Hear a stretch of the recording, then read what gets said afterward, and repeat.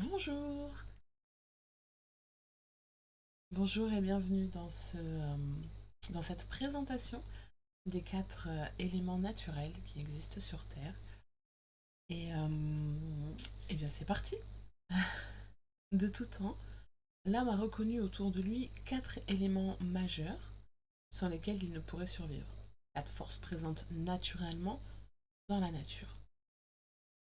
Dans n'importe laquelle des philosophies et sagesses primordiales, il existe la représentation de ces quatre éléments. En chacune d'elles, il est demandé d'être en accord et de vivre avec les quatre éléments bien sûr.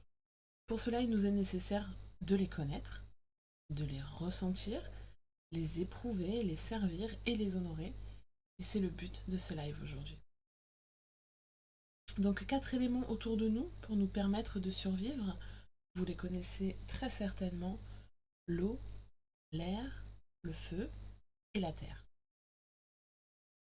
L'eau qui va nous abreuver, l'air que nous respirons, le feu qui nous réchauffe et la terre qui nous porte. Donc en Ayurveda, on explique parfaitement que les quatre éléments nous permettent de vivre, puisqu'ils nous composent. L'air anime les mouvements musculaires et respiratoires, les pulsations cardiaques, le fonctionnement des voies digestives et du système nerveux. Le feu va se manifester dans le système digestif, le métabolisme, la température du corps, la vue et l'intelligence. L'eau se trouve dans les sucs gastriques, les glandes salivaires, les muqueuses, le sang et le cytoplasme. Et enfin, la terre existe dans les ongles, la peau, les cheveux et les éléments qui soutiennent le corps, comme les os, le cartilage, les muscles, les tendons. En Europe, vous avez sûrement déjà entendu parler de la théorie des quatre humeurs, les quatre fluides circulant dans le corps, l'atrabile, pituite ou flegme, bile et sang. Et ils correspondraient aux quatre éléments, aux quatre saisons et à d'autres caractéristiques de la nature. Nous sommes d'accord que nous ne pouvons nous passer d'aucun des éléments, puisque sans air nous étoufferions, sans cette eau qui constitue la majeure partie de notre corps, nous ne serions qu'un petit tas de sable au final. Sans le feu, la chaleur et la lumière, il n'y aurait jamais eu de vie. Et sans la terre, les minéraux, notre corps ne disposerait d'aucun squelette et nos cellules d'aucun élément minéral. Régulièrement, on associe aux éléments une saison, une couleur, un tempérament, une vertu. Que sais-je encore? Je vous ai fait donc un petit résumé de ce que j'ai observé, trouvé dans mes recherches pour chaque élément que nous connaissons. L'air. L'air est un élément relié au masculin. On le relie également à l'est. Il peut être représenté par un encensoir, par exemple. L'air est associé à l'intuition. Ses couleurs sont le blanc et le jaune. La saison est le printemps. Les oiseaux sont ses animaux totémiques et ses pierres sont le sable et le diamant. Il est relié aux fées et aux elfes. On peut dire que l'air, c'est l'élément le plus insaisissable de tous. Au final, qui peut le voir? Personne. On ne le voit pas. Lorsqu'on croit le tenir, il s'échappe. Il est impalpable, invisible, transparent. Il n'a même pas de poids. L'air ne pèse rien. Pourtant, tout le vivant existe et respire grâce à lui. Même dans l'eau, il est si compressé que les poissons vivent grâce à lui. Nous sommes conscients de respirer, mais nous le faisons inconsciemment. Il est l'élément qui pénètre tout l'espace du plus infinitésimal au plus gigantesque. Il est immuable, il se dérobe à toutes les descriptions, il est le souffle de vie. Donc l'air peut être pur, physiquement et même mentalement, puisqu'il purifie notre système neuronal, donc l'esprit. En respirant l'oxygène qui circule dans notre corps, purifie en fait à chaque respiration. Voilà en gros, en très résumé, ce qu'on peut dire sur l'air. C'est important d'avoir ces quatre éléments, par exemple, et ces petits détails de comment le représenter, des couleurs, etc. Pour décorer votre hôtel, par exemple, lorsque vous faites des rituels aussi, pour représenter dans votre maison les quatre éléments, pour que les énergies circulent parfaitement. Le feu est également, lui, relié au masculin. Et il est relié au sud, on le situe au sud, et il peut être représenté par une bougie, par exemple. Les couleurs sont le rouge et le orange, sa saison, l'été bien sûr. L'animal totémique, c'est la salamandre. Il est relié au dragon et aux salamandres, donc du coup. Le feu, il est magique et fascinant. C'est l'élément carburant de tout ce qui est. Paradoxalement, rien n'aurait pu être sans lui, mais il n'existe pas s'il n'a rien à brûler. Son symbolisme est assez polyvalent, parce que le feu est un élément purificateur. Il est souvent associé à la foudre, le feu du ciel, et symbolisé par une hache de pierre au double tranchant, une épée, un marteau, un trident, l'arme de Poséidon ou de Shiva par exemple. Ça symbolise le passé, le présent et l'avenir, celui qui sait. Le forgeron étant son gardien, détenteur de l'initiation, scellant par fusion tous les actes d'engagement, il est l'élément transformateur par excellence, puisque le minéral devient métal, le magma minéral ou cristal, le liquide, vapeur ou essence, le bois, énergie ou cendre, les aliments, cuits et digestes, et le gaz peut devenir lumière, comme dans un néon. Son action est donc transformatrice, mais aussi déstructurante, éclairante et chauffante. Il sait être voluptueux, comme l'âtre d'une cheminée, et en même temps destructeur, comme dans un incendie. Impétueux comme un volcan et doux comme une bougie.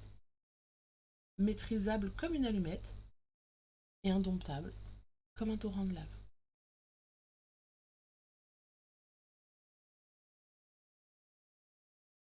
En suivant, nous allons parler de l'eau.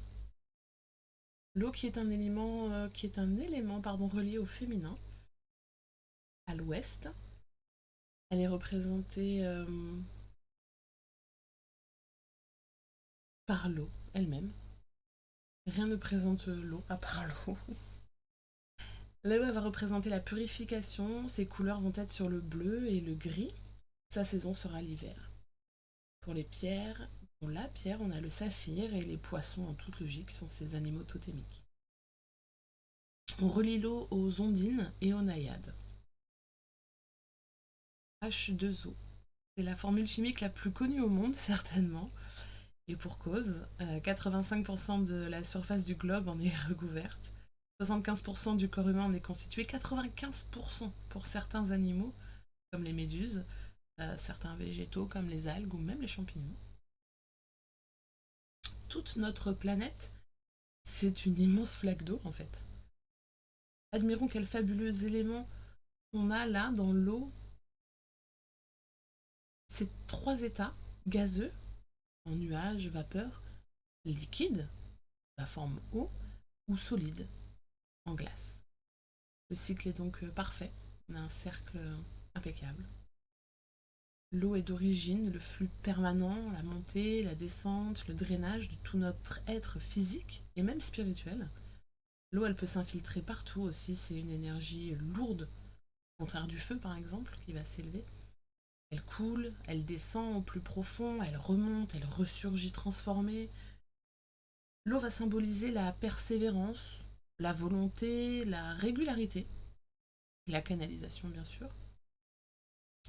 C'est un élément d'enrichissement en fait. Par son cycle perpétuel, elle semble ne jamais finir et ni commencer. On ne sait pas, voilà, où ça débute et où ça s'arrête. L'eau, elle est fluide, hein, elle épouse toutes les formes qu'elle rencontre, sans jamais la contrarier. Elle suit son cours, elle semble faible, alors qu'en réalité, l'eau est très forte. Elle devient même l'image de la diplomatie, puisque dans ces trois éléments terrestres, elle domine toujours, mais avec douceur, comme par exemple sur les rochers qu'elle érode au fil des siècles. Ça prend énormément de temps. Elle va dessiner les côtes au gré des marées, mais l'eau, ça peut être aussi la colère en torrent et en pluie, où elle soumet la terre à son courroux, pourrait-on dire. La terre, justement. La terre, c'est aussi un élément féminin.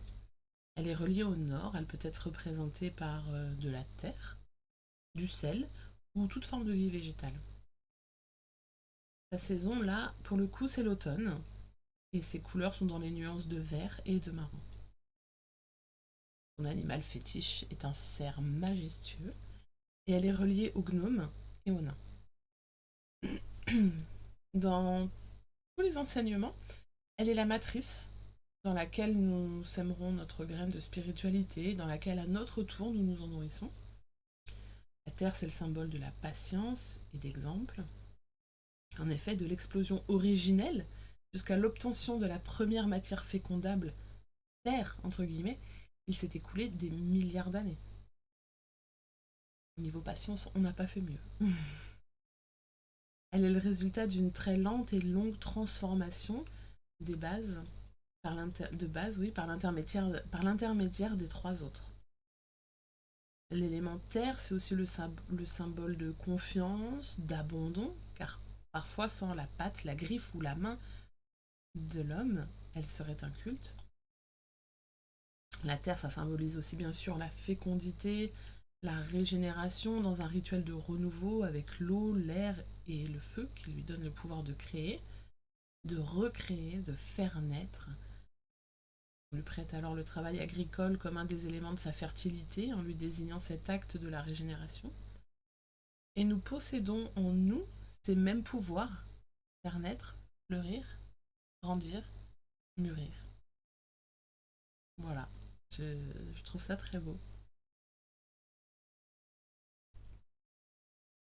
En astrologie aussi, nous allons retrouver également les quatre éléments qui vont se manifester dans notre personnalité lorsque les planètes vont être présentes à notre naissance.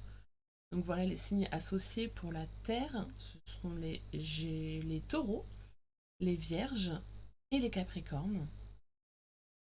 Pour l'eau, ce sera les cancers, scorpions, poissons. Pour l'air, les gémeaux, balance et verseau. Et enfin pour le feu, nous serons avec les béliers, les lions et les sagittaires. Donc il est demandé d'être en accord et de vivre avec ces différents éléments. Pour cela, il est nécessaire de les connaître, de les ressentir, comme je vous disais tout à l'heure, les éprouver, les servir et les honorer.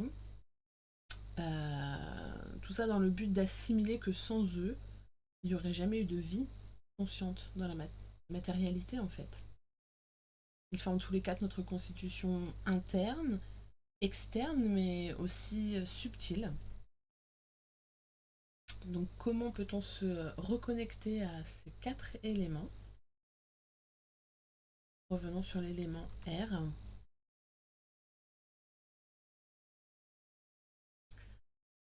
Euh, les jours où il y a des grands vents, sortez. Libérez vos cheveux, sentez, ressentez l'air qui vient sur votre visage, sentez l'air qui vous pousse, sentez l'air qui essaye de s'infiltrer, de s'insinuer entre votre corps et vos bras, entre vos doigts, dans vos oreilles.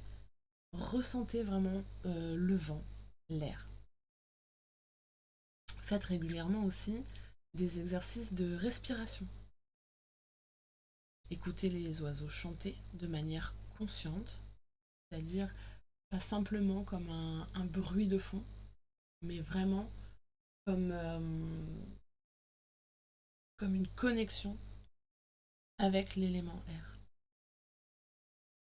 Et puis vous-même chantez, même si on chante faux, même si on chante en yaourt, chantez et faites si vous le savez, jouer d'un instrument à vent. n'hésitez pas, cela vous permettra une connexion à l'élément air. Le feu, comment peut-on se reconnecter au feu? Tout simplement la photothérapie. Exposez-vous à la lumière. Alors, on ne vous conseille pas, bien sûr, de rester toute une journée allongée au soleil, mais une dizaine de minutes par jour pour profiter consciemment de la lumière du ciel, faire le plein en vitamine D aussi, à toutes les saisons. Le soleil est toujours là, même s'il est caché par des nuages, le soleil est toujours. Vous pouvez aussi allumer des bougies, même si, euh, même si on est en plein jour. Ça va éclairer vos yeux, mais aussi votre esprit. Faites-vous de temps en temps des soirées à la bougie, pour dîner, pour bouquiner, pour faire une soirée jeu entre amis ou en famille. Observez la, la mèche de votre bougie, la flamme de votre bougie. Regardez-la danser. Laissez-vous hypnotiser. Vous pouvez aussi allumer un feu si vous avez une cheminée, mais également dans votre jardin, donc de manière très raisonnée, en faisant très attention bien sûr. Observez le feu, regardez les flammes danser, voyez quelle forme vous y voyez. Il peut y avoir des messages ou quelques divinations dans les flammes. Et puis effectuez tous les matins une salutation au soleil, tout simplement. Respectez le maître de cet élément.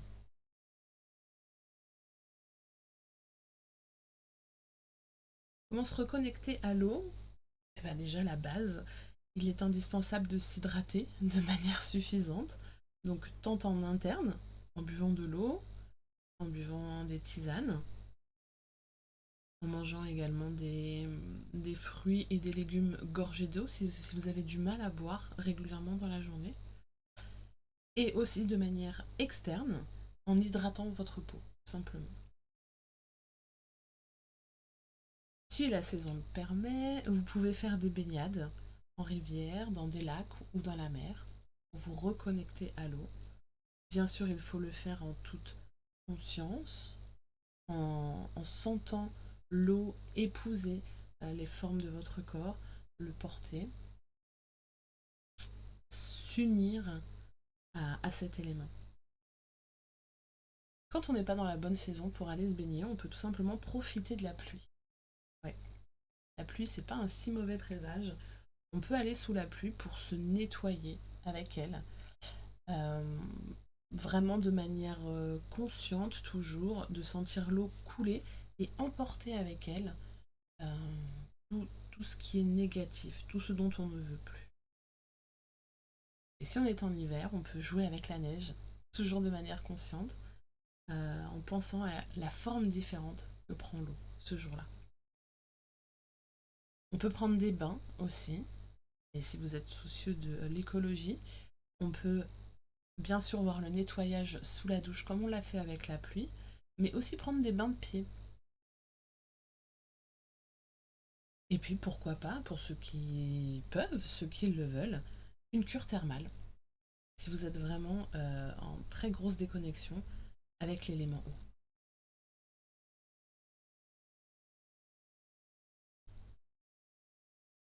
Et pour finir, comment se reconnecter à la terre? Eh ben la base, ça va être de marcher pieds nus dans l'herbe ou sur la terre directement. Ça marche aussi dans le sable.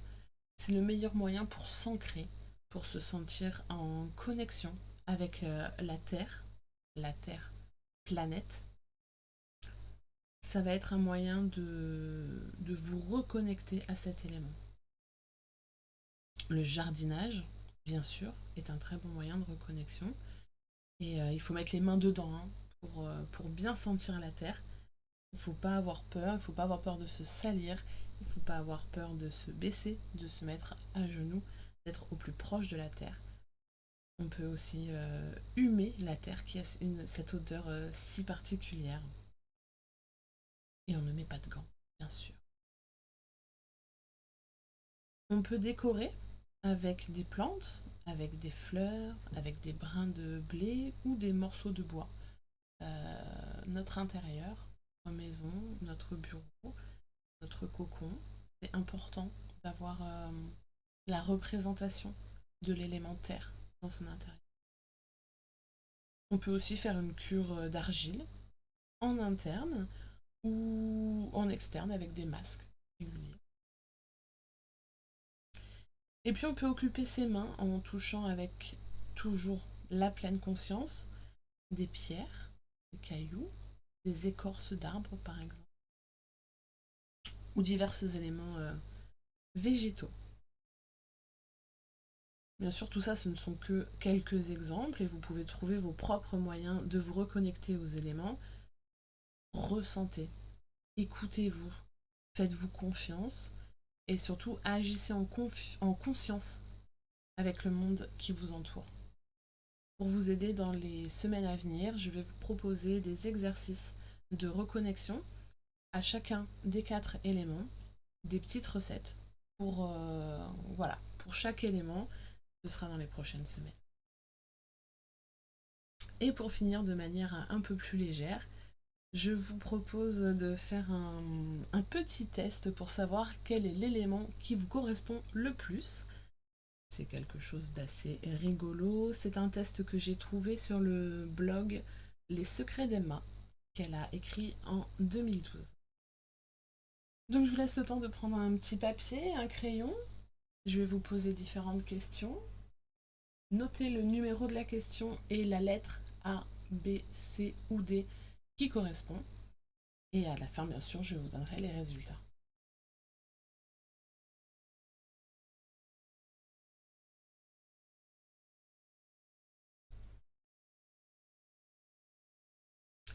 Alors, question numéro 1. Comment qualifieriez-vous votre relation amoureuse? Présente ou la dernière? Vous diriez que A, c'est passionné et explosif. B, posée et harmonieuse. C, chacun chez soi. Ou D, calme et complice. Comment qualifieriez-vous votre relation amoureuse?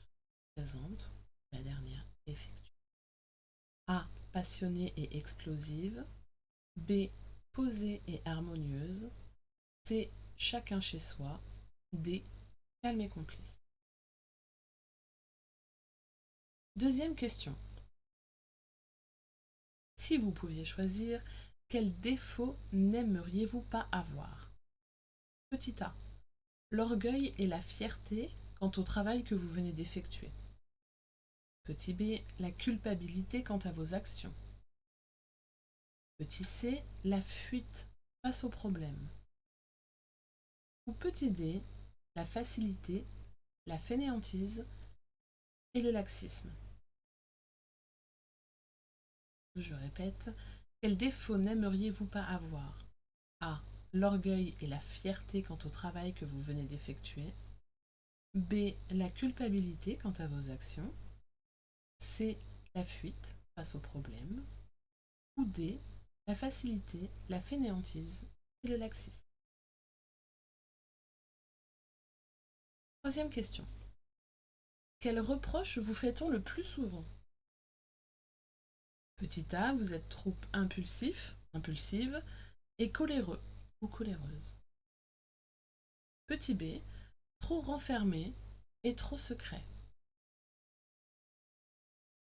Petit c, trop individualiste dans vos démarches. Ou petit d, trop bon ou trop bonne, souvent à vos dépens. Je répète la troisième question. Quel reproche vous fait-on le plus souvent? Vous êtes trop impulsif et coléreux, impulsive et coléreuse. B, trop renfermé et secret, secret.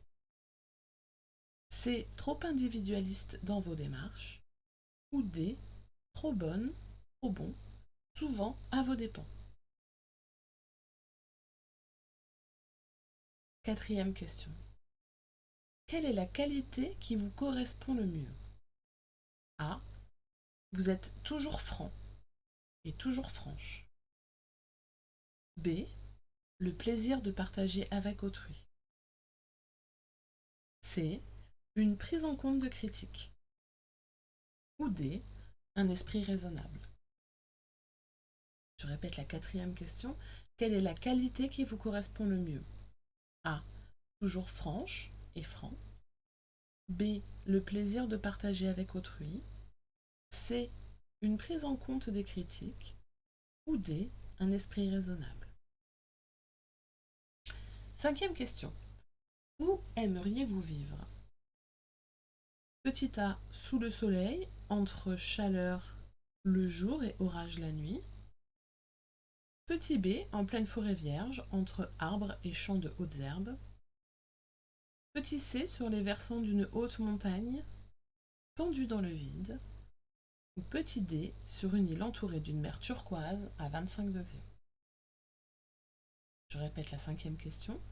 Où aimeriez-vous vivre? Sous le soleil, entre chaleur le jour et orage la nuit. Petit B. En pleine forêt vierge, entre arbres et champs de hautes herbes. Petit C. Sur les versants d'une haute montagne, pendue dans le vide. Ou petit D. Sur une île entourée d'une mer turquoise à 25 degrés. 6. En société, vous êtes bavard, exubérant et vous participez beaucoup. B. Plutôt du genre à apprécier tout le monde. C. Timide, mal à l'aise et silencieuse. Ou D. Vous vous liez facilement, mais vous restez discrète, discret. Je répète la sixième question. En société, vous êtes bavarde, exubérante et vous participez beaucoup. Petit B, plutôt du genre à apprécier tout le monde. Petit C, timide, mal à l'aise et silencieux. Petit D, vous vous liez facilement, mais vous restez discrète, discret. Septième question. Par quelle couleur êtes-vous le plus attiré? A, le rouge. B, le vert. C, le blanc. Ou D, le bleu. Je répète la septième question. Par quelle couleur êtes-vous le plus attiré? A, le rouge. B, le vert. C, le blanc. Ou D, le bleu. Huitième question. Laquelle de ces propositions vous ressemble? A. Vous pensez que le passé ne doit pas être oublié. B. Vous estimez qu'il faut savoir savourer le moment présent. C. Vous êtes prévoyante, prévoyant, et le futur compte pour vous. D. Il vous faut tout prendre en compte afin d'analyser correctement. Je répète la huitième question.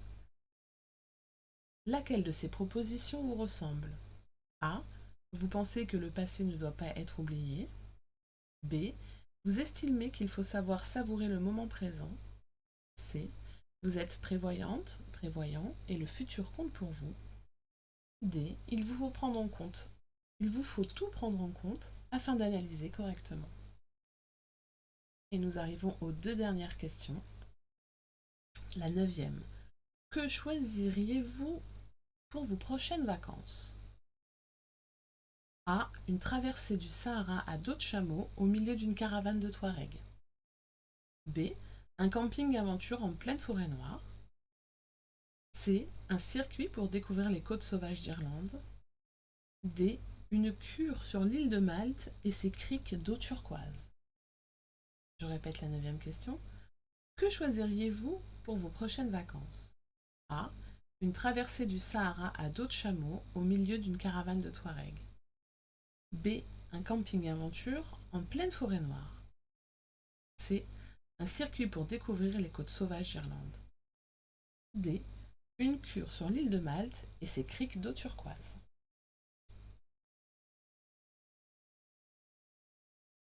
Dixième question. Si vous pouviez choisir, vous préféreriez être l'eau, petit a, l'air, petit b, la terre, petit c, ou le feu? Je répète.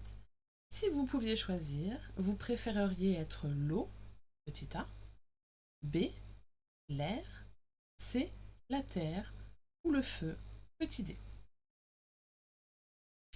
Voilà, nous venons de terminer donc les 10 questions du test. Je vous laisse compter le nombre de A, le nombre de B, le nombre de C et le nombre de D que vous avez dans vos réponses.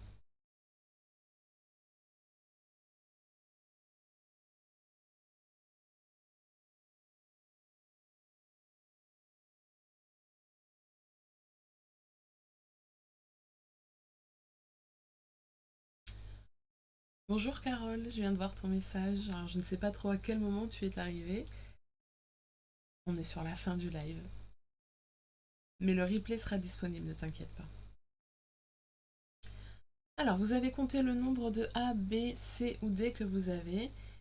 Et si vous avez une majorité de A, vous êtes la face cachée du volcan. Amoureux passionné, impulsive dans vos choix, entière dans vos relations, pas de doute, le jour de votre naissance, le feu régnait. Loin d'être de tout repos pour votre entourage, votre caractère fougueux ne peut laisser indifférent. Au premier regard, on vous aime ou on vous déteste. Inutile de faire semblant, votre vraie nature reprend très vite le dessus. Si vous avez une majorité de B, c'est la force des vraies valeurs. Terrienne dans tous les sens du terme, vous imaginez difficilement votre vie au milieu des rues trépidantes des grandes villes. Très terre à terre dans vos relations, vous n'y allez pas par quatre chemins pour dire ce que vous avez sur le cœur. Et si beaucoup apprécient votre franchise, elle peut cependant créer quelques... Si vous avez une majorité de C, c'est la liberté avant tout. Aussi libre que l'air, vous n'avez cesse de courir pour explorer de nouveaux horizons. En amour comme au travail, vous aimez le changement, vous êtes une de ces personnes qui pensent que l'herbe est plus verte ailleurs. Prenez le temps d'apprécier le présent au lieu de vous imaginer un futur merveilleux. Vous risquez de passer votre vie dans la désillusion sinon. Et si vous avez une majorité de D, comme moi, tout peut arriver. Vous détestez que les choses soient compliquées, que ce soit dans vos relations amoureuses, amicales ou professionnelles, et vous faites toujours en sorte que tout se passe le plus simplement possible. L'élément majoritaire donc chez vous est l'eau. Si vous voyez votre vie comme un long fleuve tranquille, vous êtes capable de déchaîner un torrent de combativité dès lors que l'on touche aux gens que vous aimez. Voilà, j'espère que cette petite masterclass sur les éléments, sur les petits conseils pour se reconnecter aux éléments et ce test vous éclaireront un petit peu plus sur l'eau, l'air, la terre et le feu. Comme annoncé précédemment, je vous prépare des petits exercices pour vous reconnecter à chacun des éléments au quotidien et avec des exercices sur le moment. Je vous remercie de m'avoir suivi, je vous souhaite une très très bonne fin de journée et je vous dis à bientôt.